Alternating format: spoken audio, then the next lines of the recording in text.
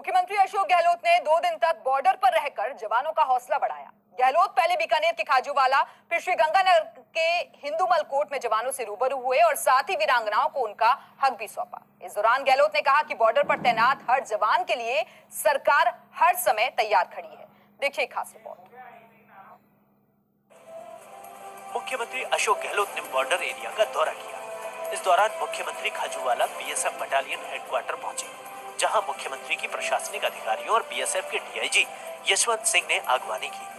गहलोत ने बीएसएफ के जवानों के साथ चाय पर चर्चा की।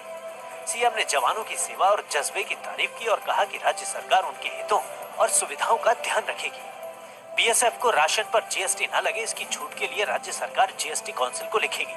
मुख्यमंत्री ने उप निवेशन के विशेष आवंटन के तहत सैनिकों और वीरांगनाओं को 25-25 बीघा जमीन आवंटन का पत्र सौंपा।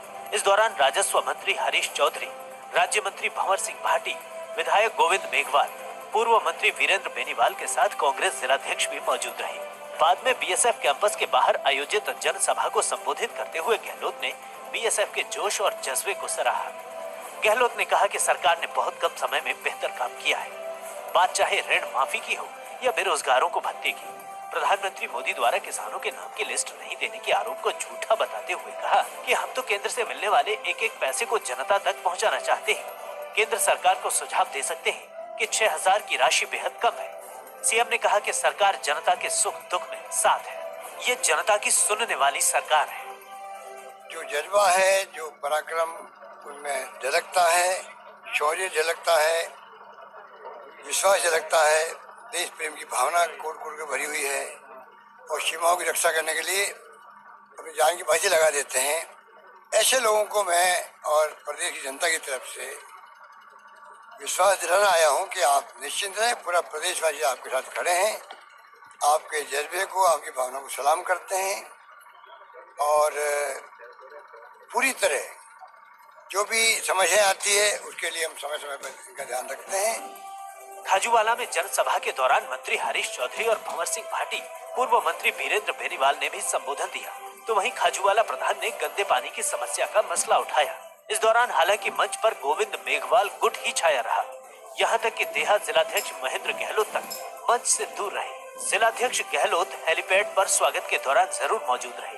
बाद में अशोक गहलोत ने मीडिया से बातचीत में कहा कि सेना के साथ पूरा विपक्ष और देश की जनता है।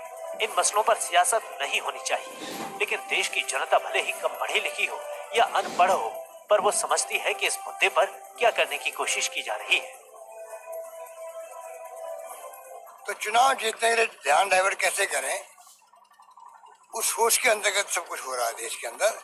मुझे विश्वास है कि देश की जनता बहुत ही समझदार है, पर पढ़ी लिखी कम हो सकती है, अनपढ़ हो सकती है। अकल होशियारी में, रॉबर्ट कॉमन सेंस में एक्स्ट्रा ऑर्डिनरी देश की जनता है।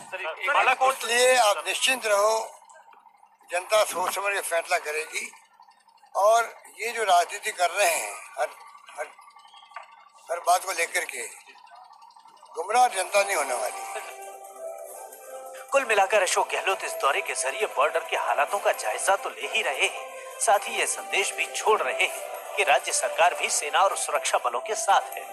राजनीति के जादूगर ने बॉर्डर पर दौरे से भाजपा की पॉलिटिकल माइलेज को कम करने की कोशिश की है।